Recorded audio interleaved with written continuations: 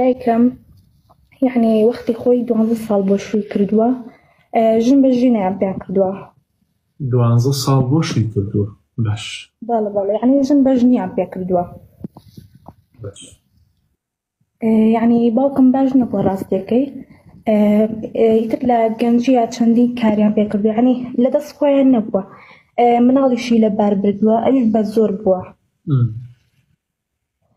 اینجا ئێستاکانە یعنی دایکم هیچ تاوانێکە کەوێتەوە سەری، یان لە چەندی ڕەمەزان بە ڕۆژوو نەبووە، نوێژی نەکردووە، ئەمە شامی بە زەبری باوکم بووە. بۆچی نەیەشتۆ بە ڕۆژوو بێت؟ بەڵێ یعنی باوکم بە حساب مەلاژ بووە، یعنی بەجددی زۆر خراپ بووە، یعنی نازانم هەرچەند تاوانەکانی بژمێری بە هیچ جۆرێک حساب ناکرێت، بەس یعنی من ئێستا لێرە پرسیارەکەم ئەوەیە دایکم هیچ ئەجرێکێکەوێتە سەر کە ئەو مناڵی لەبار بردووە.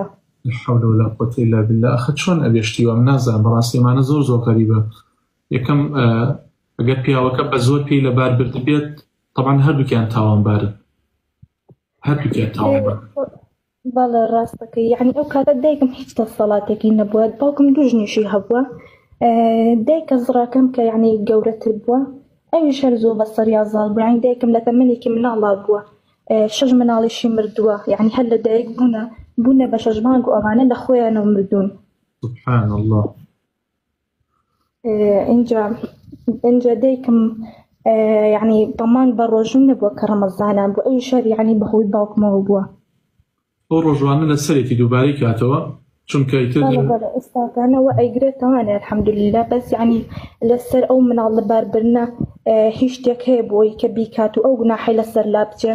طبعا خوشکەکەم ئەم ئافرەتە لە ژێر هەر بارێکا بوایە، لە ژێر هەر هەڕەشەیەکا بوایە، ناکرێ ئەم مناڵە لەبار بەری و ئەم قەتڵە بکات کە کردوتی ئەمە تاوانێکە، هەردووکیان مشتەرەکن لەم تاوانەیە، هەردووکیان بەشدارن لەم قەتڵەیە. بەڵام ئیتر ئەو هەچەند کردەوەی باش بکە و عیبادەت بکە هێشتا کەمە، لەبەرەوەی ئیتر الله عەلەم ئەمە چۆن بۆ چۆن نەبووە، خۆیان و خۆی گەورەی ئەزانن.